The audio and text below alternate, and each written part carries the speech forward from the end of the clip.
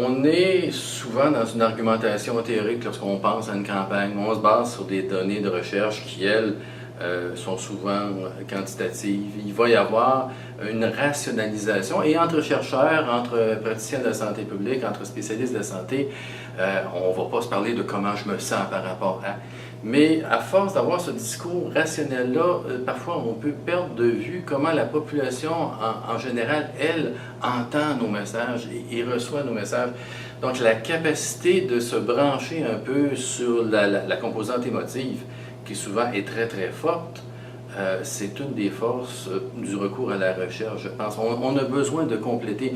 On ne parle pas à une population d'économistes, on parle à des gens qui vivent. Et soyons réalistes, même pour la population d'économistes, et je travaille des fois avec les procédés argumentaires et les procédés persuasifs, souvent dans les groupes de discussion, quand on demande aux gens pourquoi ils aiment ou ils n'aiment pas, on réalise que le premier move a été de ressentir que j'aime et que je n'aime pas. Et après ça, la belle construction rationnelle, l'élaboration cognitive vient me dire pourquoi je l'ai fait.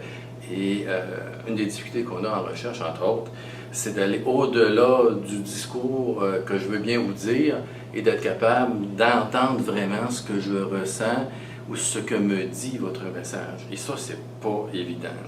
Bien, un exemple, ça pourrait être, par exemple, les saines habitudes de vie, qui sont une thématique là, contemporaine. Lorsqu'on fait de la recherche formative pour aider les promoteurs qui veulent faire une campagne à articuler un message et à choisir une stratégie, par exemple, nous, quand on le fait, on a procédé par un groupe de discussion. Et c'est intéressant de remarquer que dans ces groupes de discussion-là, ce que les données nous sortent, c'est entre autres l'importance insoupçonnée ou sous-estimée de la composante émotive dans le discours sur les saines habitudes de vie.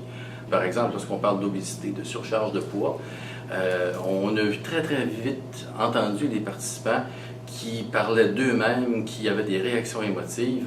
Lorsqu'on regardait, on leur posait la question, saines habitudes de vie, rappelez-nous, dans les dernières années, vous avez fait des choses agréables au niveau physique, là, vous avez eu des activités que vous avez particulièrement appréciées, parce que l'intention était d'essayer de se rattacher à ça.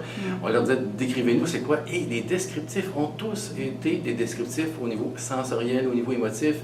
Les gens nous ont dit c'était le contact avec le cheval, c'était d'être entouré par les poissons, c'était de sentir le vent, c'était le bruit des oiseaux quand je faisais du camping. Mais personne nous a dit c'est parce que mon taux de cholestérol a chuté, c'est parce que à quelque part j'ai accumulé 400 pas de plus sur mon podomètre. Les gens n'ont pas raisonné, les gens nous ont dit nous, ce discours-là, c'est quelque chose de senti. Et ça, c'est un insight intéressant que la recherche peut nous donner.